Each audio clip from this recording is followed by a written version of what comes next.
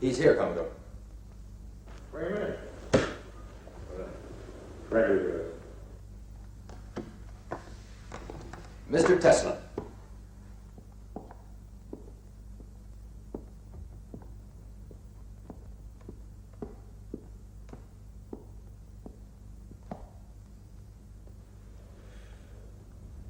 You don't shake hands, they tell me.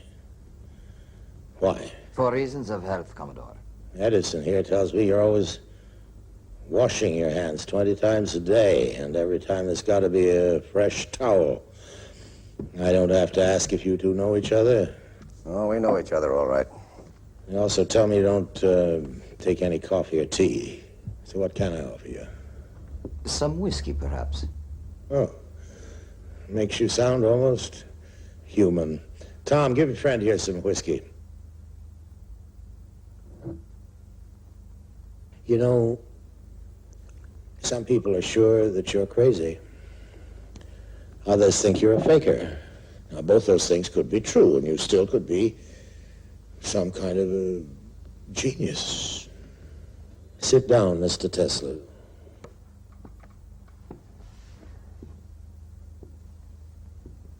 I'd like to know what makes you tick.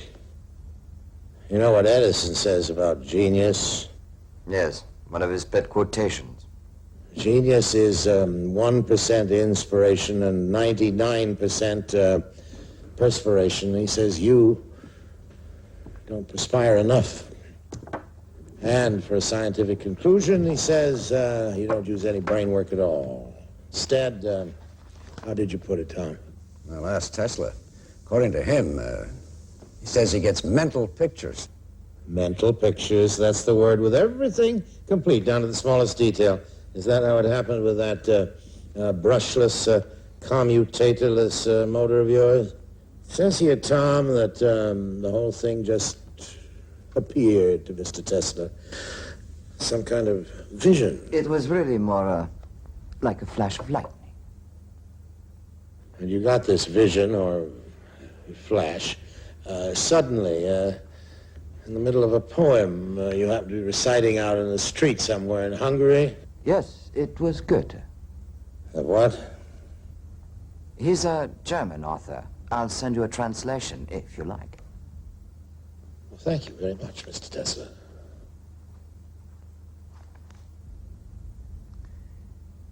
The motor was turning in a huge... Have your whiskey, Mr. Tesla. Oh, thank you very much.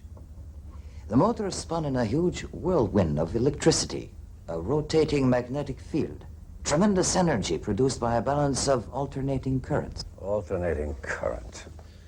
He got the patent 6 years later, and every detail was just the way it appeared to him in that first mental picture. Adam's got the whole story for me. What is that thing you're reading there? It's the file we put together on Mr. Tesla.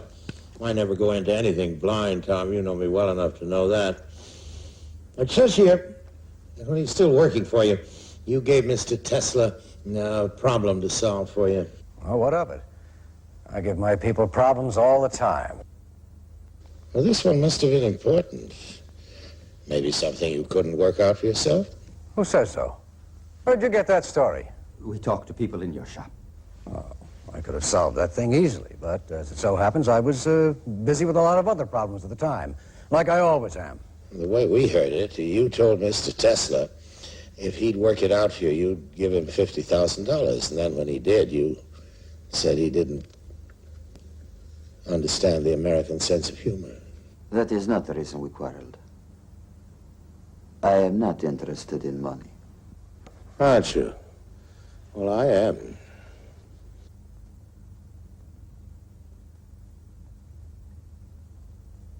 The point is that you quit working for Edison. Now it's been suggested that you start working for me. Sit down, Tom. I haven't quite finished yet. Yes, Tom? Frankly, Commodore, I'm beginning to wonder what the hell I'm doing here. Well, I didn't think it would be fair to hold this meeting without you. Well, am I right? It's about the steelworks in Pittsburgh. Well, We're still waiting for the electric power, Tom. They can't wait for it. Neither can I. It's been over 5 months now since I submitted my plans to the committee. Mr. Tesla has some different ideas. Different? Well, I guess that's one word for it. You know what he did at the Chicago World's Fair? It's all in here. Yes. Up to that time, there were no large polyphase generators in existence. I'd rather hear it from Mr. Tesla. No, sorry. Well, I took 24 500 horsepower generators. Single-phase generators, that is. Coupled them all in pairs and then hooked them up so the circuits would be 90 degrees out of phase. Translate that into English. It means I made the equivalent of 12 two-phase generators, each with 1,000 horsepower. It was the first World's Fair in history to be lit by electricity. Well, now, isn't that funny? Right up to this very minute, I was always under the impression that electric light was something that I invented. Of course. And now I find that Mr. Tesla here discovered it. Where the hell do you come off with a report like that on a subject that you couldn't even begin to comprehend? I just collected information, Mr. Edison. I certainly don't pretend to be an educated man of science. Educated? Like Tesla? You mean he is educated and I'm not? No, Tom, nobody said that. Well, you don't have to say it. Everybody knows it. Well, we know you're a self-made man, and so is Tesla. He came to this country with 4 cents and a book of poetry. Yeah. Well, I never got near university. I had to teach myself as I went along. Yes. And the first thing I learned was respect for the scientific process. Reasoning based on provable assumptions, controlled experimentation, trial and error. But an educated man of science, he does everything by guesswork. He doesn't even have ideas, he has hunches. I wonder he's gone haywire over this AC business. AC, alternating current, right, Tom? There's nothing right about it at all. Mr. Edison's whole system has been based right from the beginning on direct current. Tesla? Despite all evidence, he is convinced the system of alternating current will never work. Oh, I see. A man of visions and lightning flashes feels that Thomas Edison is suffering from delusions. Simmer down, Tom. Tell us about Frankfurt. Frankfurt, Germany, Tom. Or don't you know what happened in Frankfurt? Adams, tell Mr. Edison what happened in Frankfurt, Germany. A man called Olivo and another man called... The hell with the names. Just tell them what they did. They have just managed to transmit electricity over a distance of 160 kilometers. And they were using Tesla's system.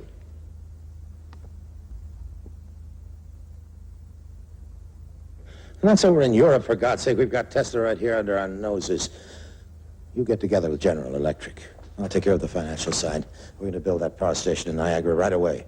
And, what system are you going to use? Well, Tom, what's wrong with giving it a try? But it's a useless complication. That's what's wrong with it. And besides that, it's dangerous. And if I had my way,